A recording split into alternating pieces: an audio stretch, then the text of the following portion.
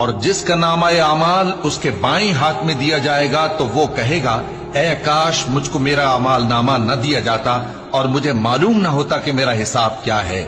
اے کاش موت میرا کام تمام کر چکی ہوتی، آج میرا مال میرے کچھ بھی کام نہ آیا، مجھ سے میرا اقتدار جاتا رہا۔ حکم ہوگا کہ اسے پکڑ لو، اب اسے طوق پہنا دو، پھر دوزخ کی آگ میں اسے جھونک دو، پھر زنجیر سے جس کی لمبائی 70 گز ہے جکڑ دو۔